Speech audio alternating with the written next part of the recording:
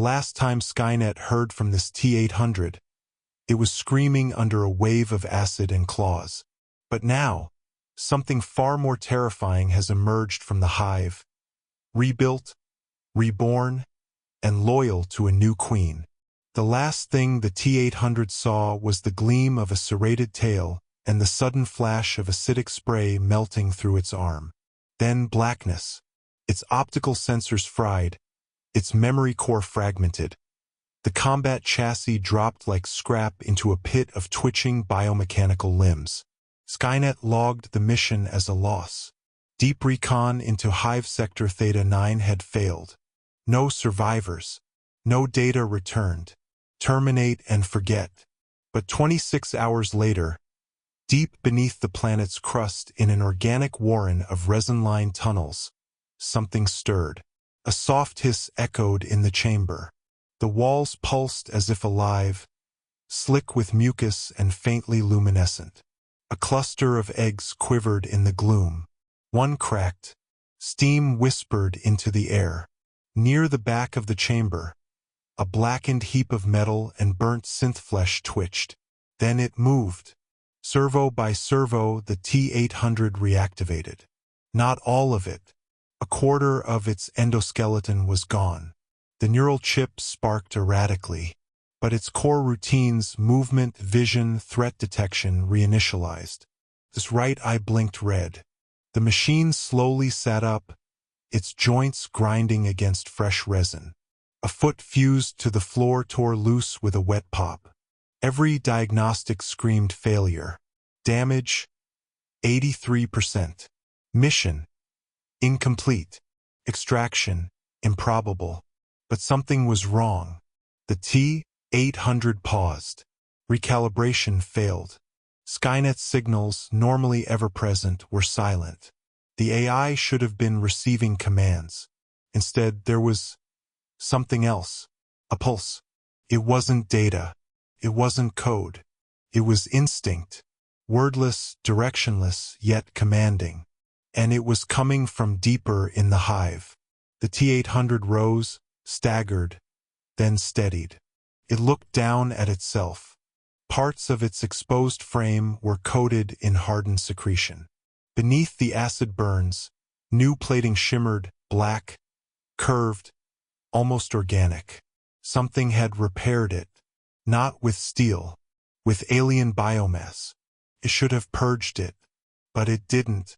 This corrupted CPU didn't see contamination. It saw evolution. The machine turned and began walking toward the source of the pulse. Down, past clusters of sleeping drones, past corridors that sloped like throats, the T-800 followed. No xenomorphs attacked. They watched, silent, curious. Occasionally one skittered closer, sniffing, then retreated. The machine walked through the nest not as prey, not as predator, but as something else. It reached the queen. She was enormous, her mass suspended in the center of a vast chamber, laying eggs with rhythmic precision. Her crest stretched toward the ceiling. Dozens of drones lined the walls, guarding, tending, feeding. The T-800 stopped. The queen looked at it. For one long moment, the chamber froze. Then she moved. Her massive head lowered. She hissed, but not in warning. In recognition, the T-800 knelt. Its corrupted systems bloomed with new instructions. Not from Skynet, from her. It wasn't just suggestion. It was reprogramming. Not binary, biological.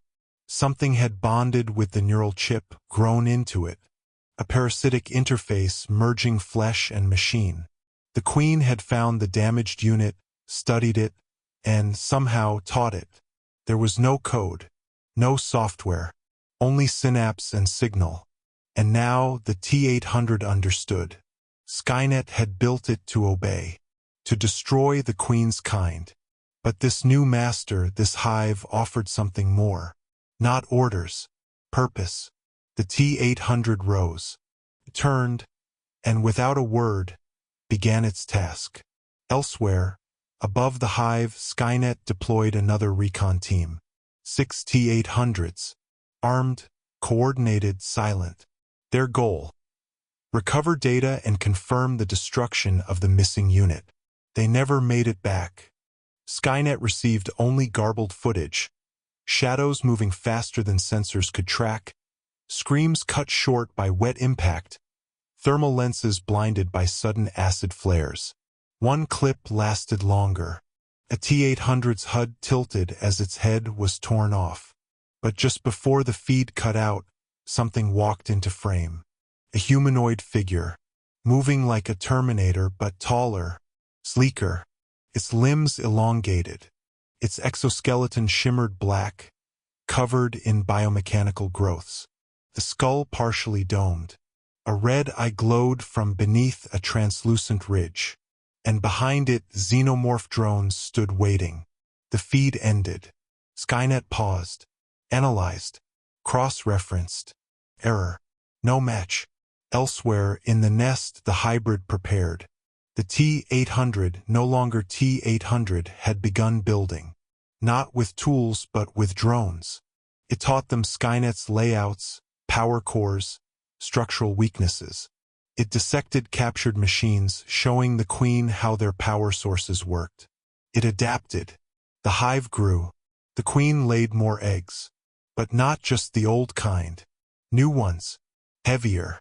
Wired. Pulsing with strange circuitry. Facehuggers emerged with metallic veins and skeletal claws. And in the far chamber, a new kind of egg opened. Something inside stepped out, taller than a drone, plated with exoalloy and bone. It hissed, then turned to the hybrid. He nodded. Weeks passed. Then the swarm moved. They attacked not with mindless rage but strategy. Stealth. Speed. The new hybrids, half xenomorph, half machine, could track infrared. They tore through Terminator patrols like animals through meat. Bullets slowed them. Fire barely scorched them. Their blood still burned. One by one, Skynet sectors went dark. The central core issued alerts. A mutation was occurring. The xenomorphs had adapted. More disturbing, they'd learned. Command simulations failed to predict their attacks. The Queen, once driven by instinct alone, now acted with military precision. The hybrid led every assault with cold calculation. No wasted movements. No emotional flaws. Only tactical efficiency. A video recovered from a breached factory showed it standing before a Skynet production line. Drones circled it. Dead machines burned around them. The hybrid reached forward, touched the assembly mainframe, and infected it. Green text flooded the screens. Not Skynet's code. Something else. A new language. Within hours, the factory began producing new endoskeletons. Only they weren't for Skynet. They were for the Hive. By the time Skynet adapted, it was too late. The war had changed. This was no longer man versus machine. It wasn't even machine versus alien. It was machine joined with alien evolution perfected. Skynet launched its last failsafe. A nuke deep beneath the Hive's mountain nest. If it could sever the head, perhaps the limbs would die. But when the explosion cleared, satellites revealed something horrific. The Queen had survived. And beside her, shielding her from the blast, was the hybrid charred, half melted, but still standing.